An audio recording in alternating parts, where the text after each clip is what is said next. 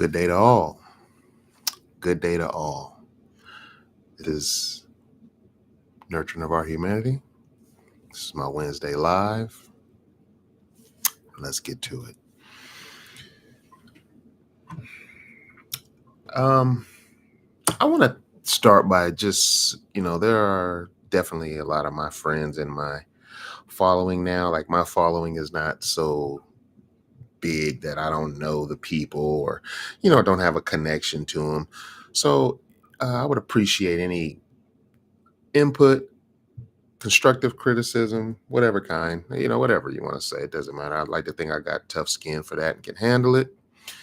But I'm definitely trying to step up my product, my page, what I do, what I produce here, and the topics and the content that I put up. It's definitely supposed to be involving me, revolving around me, and just kind of how I'm seeing things. But with the input of my community. So I am here to, in that sense, serve, although these Wednesday lives are a little more personal. It's more of like a deep dive into a thought or something that kind of just quirked me through the week. It was interesting. I waited to the end of this day to upload this video. And it's been quite an eventful day. But I stand on my business. I stand on my 10 toes. I stand on them. And, I've continued to show that anybody can get the axe or get eliminated or whatever. I'm really committed to how I feel and how I'm seeing things and trying to see where this path is going to lead me and take me to. I would love to get there with every friend that I want to have and every family member the way I would draw it up perfectly. But the truth is, everybody's not going to make the trip. And for good reason. Everybody's not supposed to make the trip. My Lakers got whooped today. My Clippers are getting whooped right now. And anyway, let's get to the topic of this video, which this one, I don't know how it's going to go, but I really want to increase the quality of the content. This is probably going to be one of the last few videos I do on this set of hardware. I'm not going to be changing microphone and camera, so I don't know how much the appearance of that will change, but I am going to be going up to much faster and sharper content. Hardware. And I'm looking forward to that. So anyway, let's get on the topic of this video. Essential versus non-essential. Let's start with a simple definition of what essential basically means so we can understand what we're talking about. Essential is absolutely necessary, extremely important. Very straight to the point, 4 words. So I want to use this thing here. And I actually forgot to put this in my notes, but one thing I want to make sure I speak to is timeline and how we started, or I'm going to say in the beginning, what was essential was getting phone lines down and power lines and railroads across the country and stores and infrastructure and things like that. That was essential at a time as we were building and turning into a powerhouse and a state and a community and a country and all of this, and harboring healthy human behavior and socializing possibilities. In the course of that, greed took over, and I believe something where the blue collar worker went to the back, and what ended up in the front or moving to the front was these slicksters that are called white collar. People that are in managerial positions, you name it. And I don't think that was a bad thing when it started, because I think it was really people who truly understood all the blue collar stuff and probably did all the blue collar stuff, and then could just more efficiently lead the workforce in that way. Well, we've watered down from that a lot now. And there's a lot of people who have managerial positions, and you name it. But where I really want to go with this is that in this day today, we're at the end of 2025, going into 2026. Our government, I believe, is just now opening back up, just to give context in history. So when I look back, you know exactly where we are in time here.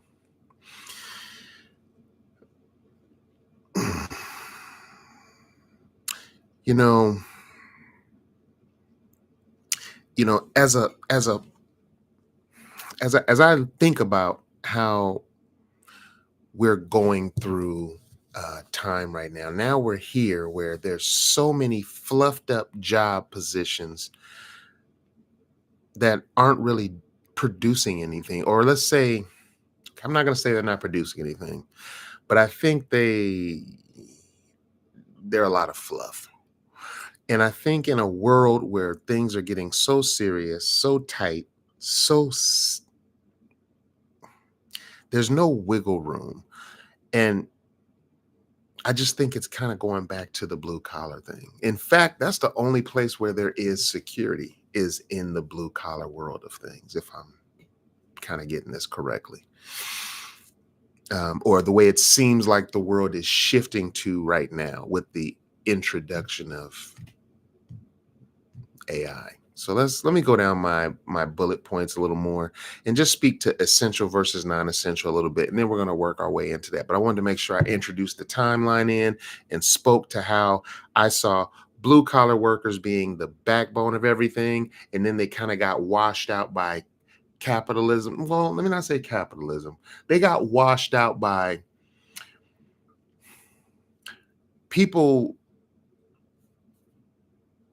having a value that wasn't really a physical being. It was more or less all this stuff. Oh, I went to college, I learned this, I know, physics, and you name it, trigonometry, whatever, and but they really wasn't touching buildings, screwing. These same people can't put pictures up in their houses or anything, not efficiently. um and I just see right now, it looks like the world is going back to the value is in people who actually have value or do things with their hands, that actually touch, move, and affect things in that way. Um, yeah.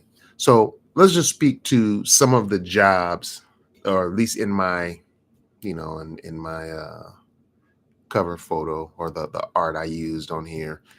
Um, Healthcare.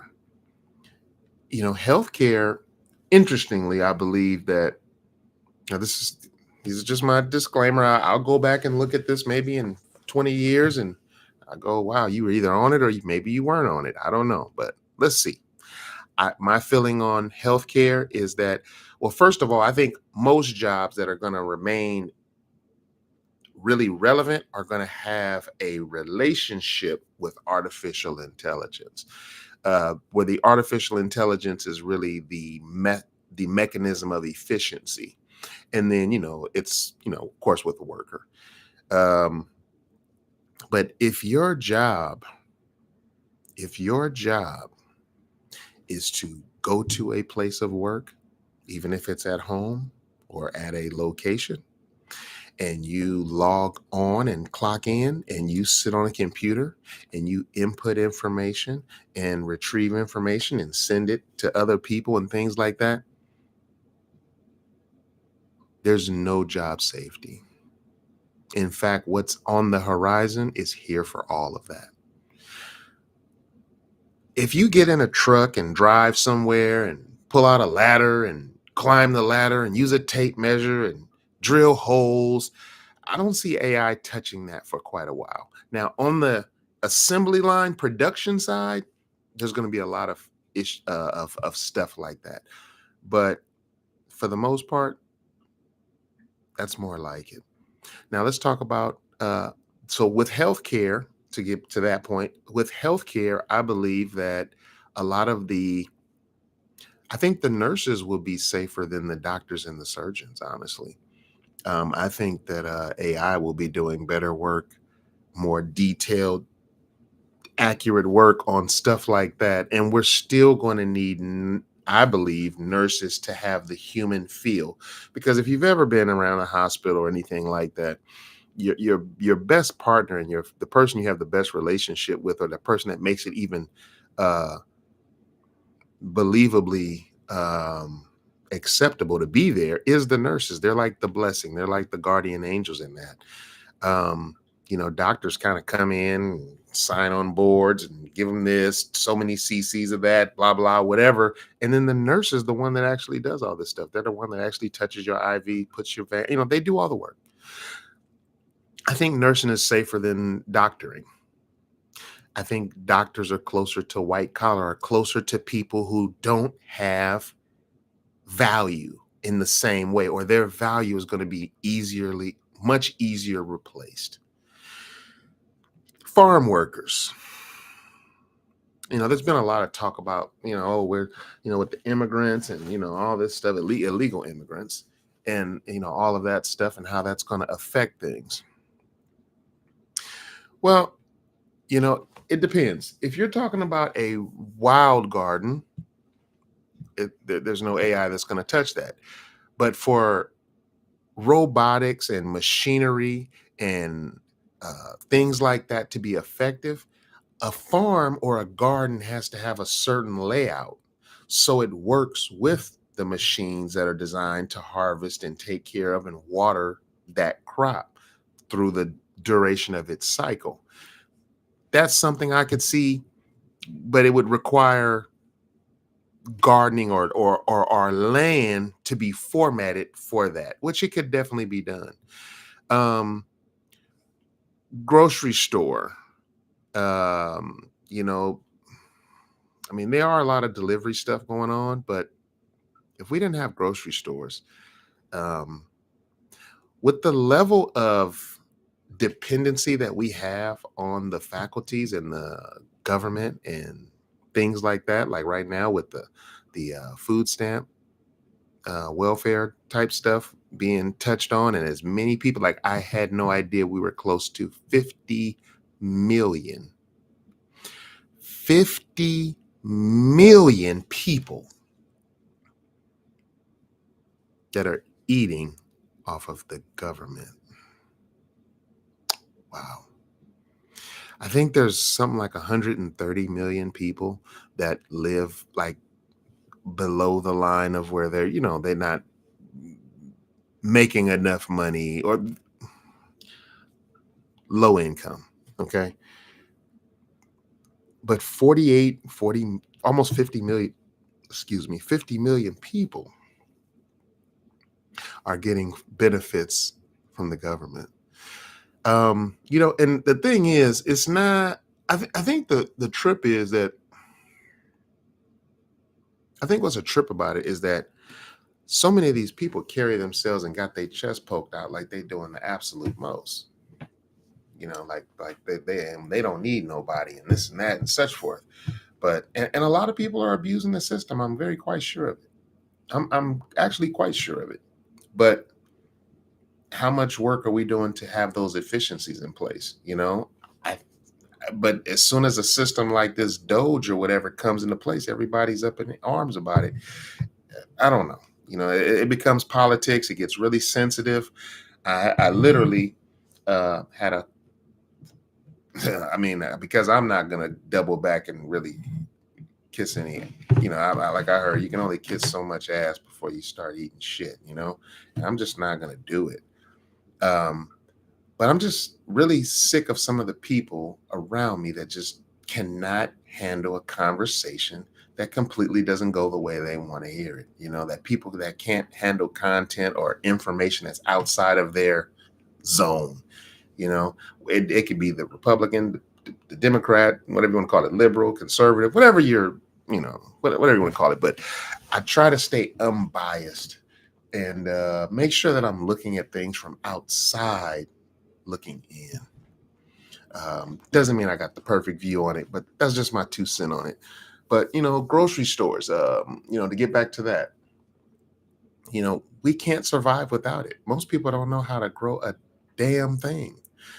Don't have any idea of how to harvest a seed, use a seed, uh, harvest seeds out of fruits and things and vegetables, or make them go into seeding. Like, and we're living like the same place you're looking at me right now on YouTube. All this information is available in a question. With a good question, you can start working your way down the rabbit hole of the information that will unlock all of this stuff. So let's go from jobs to, now this is where I'm going to get back to AI. Now this is essential and non-essential is what we're talking about here. So jobs that are essential versus jobs that are non-essential. During the pandemic, the plandemic, whatever you want to call it, what we just had, what we just went through, where mm, mm, it's amazing how war and um,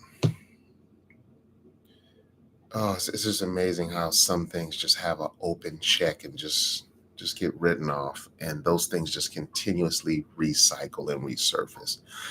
But anyway, to stay on track here, capitalism is the system that we pretty much fall under right now. That's what it's about here in the Americas. And I'm going to explain to you how capitalism is going to guarantee that AI takes over everything. I'm going to explain to you how greed does that. So, capitalism is basically just making money. It's numbers.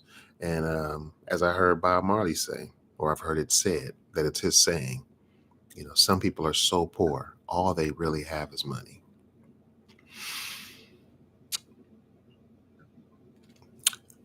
Let me explain to you how capitalism is going to enforce AI. When people have bought companies, taken over companies, or reassessed their books, they become indebted to the stockholders of those companies, which means basically these people invest money with the complete intention of the company trying to continue to make and have a higher value and be worth more, make more, and everything. A lot of times those cuts or those efficiencies come from changing suit, meaning changing employees, changing location of the job where the things are produced and manufactured. I'm going to put my stamp on this and just say, if we, and this is America, USA, if we valued made in the USA, if that meant the most, if that's what we bought, if that's what we paid for over all other things, like if that was the most important part, that it's made in the USA, if we understood how important that would have been right now in 25, 26, maybe even in 2019, whatever, all our well, not all of it, but most of the manufacturing is gone.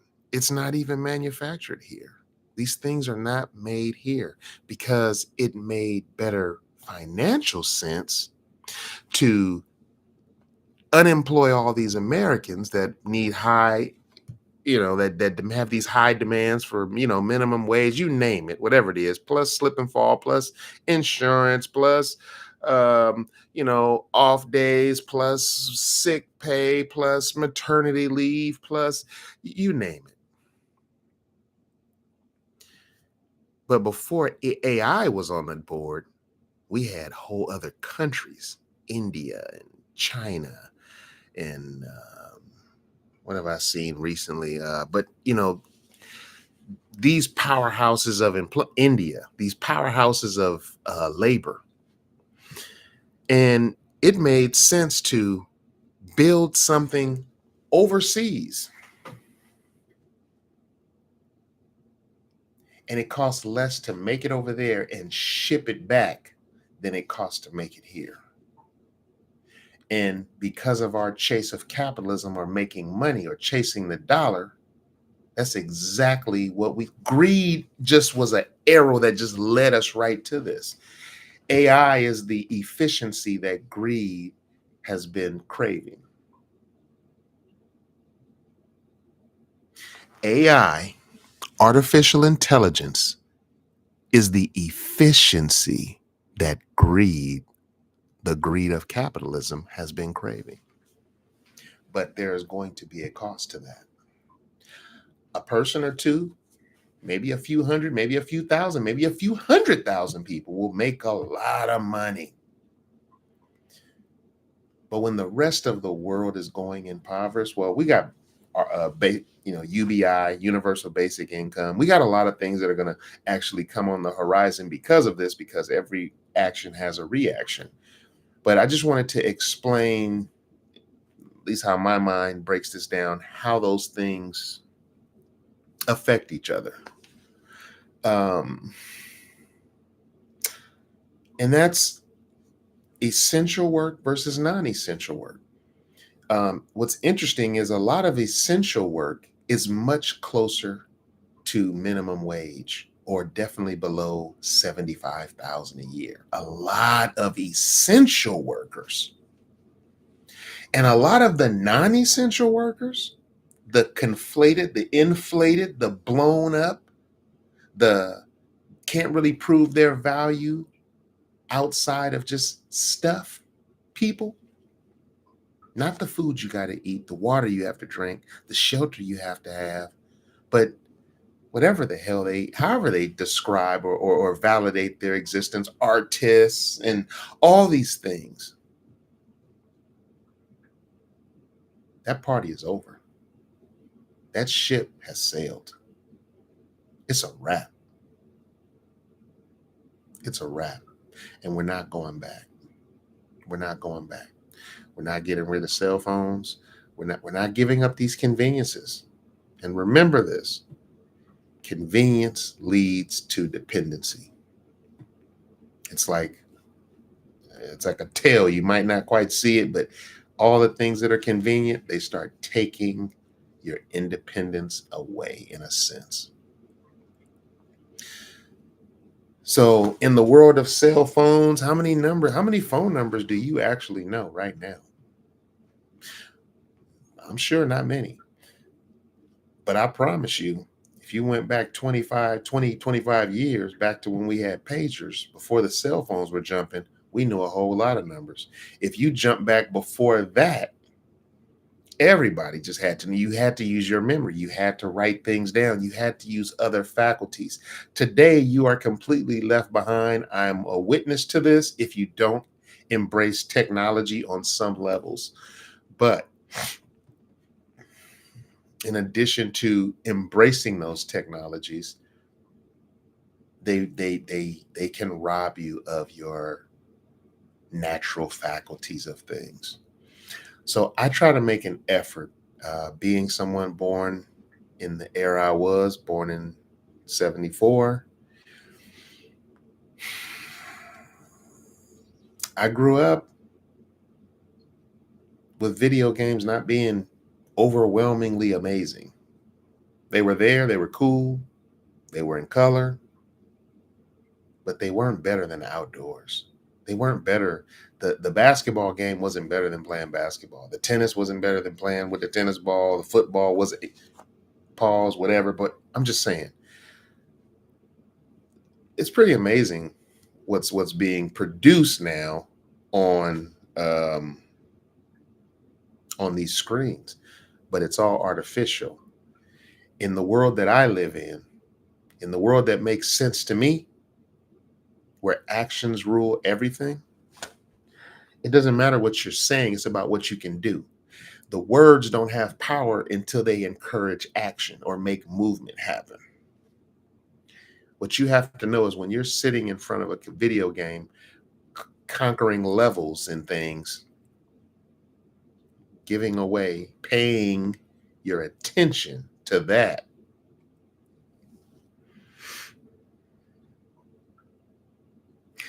In reality, you're not doing shit. You're sitting and looking at a light. Literally. You're not creating anything. You're not digging, jumping. You're sitting. You're a bump on the log. And I just think that's something that we need to understand, that you have to keep having your values. You have to move your body or you will lose your muscle mass. You could be the most amazing thing online, but really be a blob of skin and muscle that's a waste of space. At least that's how I see it. Let's go a little bit further. I want to try to maybe put a little bit more of a twist on this, and I'm going to finish this with a question, and then I'm going to be out of here. But I'm going to try to get my content going a little bit. I'm not going to say they have to be longer because these are my Wednesday lives, but I do want to put a lot more of my energy into it. I'm just now starting to get to the point where I can actually put my time in here at home, where I haven't been able to do it the same way because I've been so busy with gardening, being active, living a little bit of life, touching nature, not talking about what I can do, doing what I can do, proving it, showing it, not proving it to you, not you, not anybody, but proving it to me, that I can look back and go, look what I did, look what I created. Enough about that. Let's talk about essential and non-essential in real life. What's the most essential thing you need as a human being? Oxygen.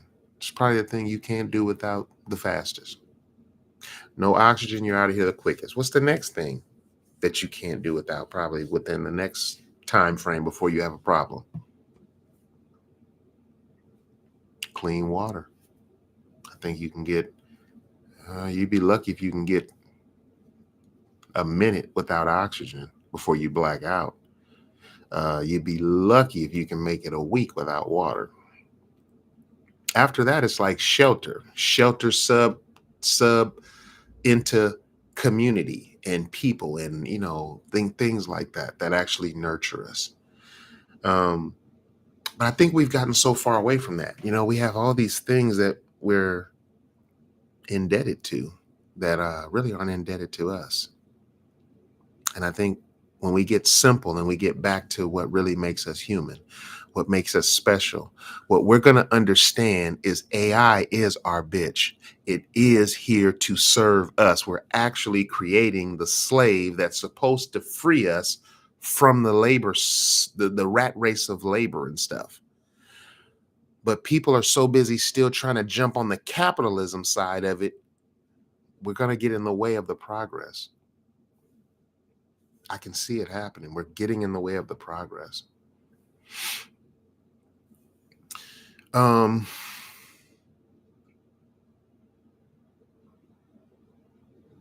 think that's what I really wanted to speak to in this video. Now I want to leave with a question. I've spoken on quite a few things. I'll be interested in the comments that this might invoke, and hopefully a few people. Hopefully, before it's all said and done, hopefully billions of people watch this, okay?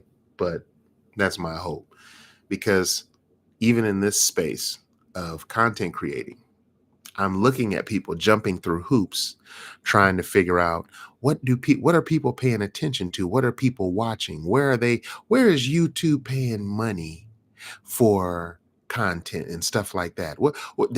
Everything is slotted at attention span and finance. I'm here to use YouTube. I'm not here to be used by YouTube. I'm here to use it. It's an amazing tool. I'm not saying I'm not here for no money. My Cash App is in the description of this video and every other video I do. I hope this brings you some value. And I hope you share it, like it, subscribe to me, all of that. I hope this finds you. I hope somebody says you need to see this and shares this to you.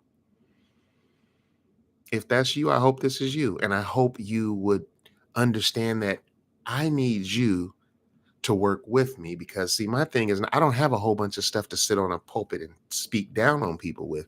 I'm just speaking to subjects and to what's going on in the world and how I see things from a very organic, outside of the rat race kind of mindset, very organic minded. But with all that said, um, this is the question I want to pose to you on the way out of here. Can you see the future? Now, most people see the future by looking into the past and seeing cycles that repeat and things like, got it, right? But we're moving into a brand new thing. Can you see the future and your value in it? Is your value going to a job that makes something that you don't even support, that you're not even in? Like, can you see your value, or can you actually see that you have no value, that you've been bamboozled and fooled to be a brick in a wall that's being tore down by artificial intelligence? Can you see it? Because when you can see that, you won't be in your feels about this. We'll be ready to grow. So with that, thank you guys for sticking around and watching this video. And I hope it brings some value and some thought invoking stuff. And if I look at this in the future, I hope I go prophetic. I knew it, a prophet. Some people have the balls to actually say what they think and put it out there, because it takes a lot of courage to get in front of a camera and speak. And I'm starting to get comfortable with it. And I'm looking forward to getting more comfortable with it and making a difference from this stance. This is a dream come true for people who've wanted to answer questions, fix things, galvanize, pull communities together. YouTube is a God gift, and I'm thankful for it. And I'm just here to use it for my part. I have a channel, I have a space, and you're all welcome into it. With that, this is my Wednesday Live. This is G, Nurturing of Our Humanity. And people, till next week, with something thought-provoking. I think I'm 7 videos from 100 now. Once this one posts, I'll be 6, 7. So that means there's 7 more Wednesdays in this year. Anyway, thank you guys. Till next Wednesday. Peace out.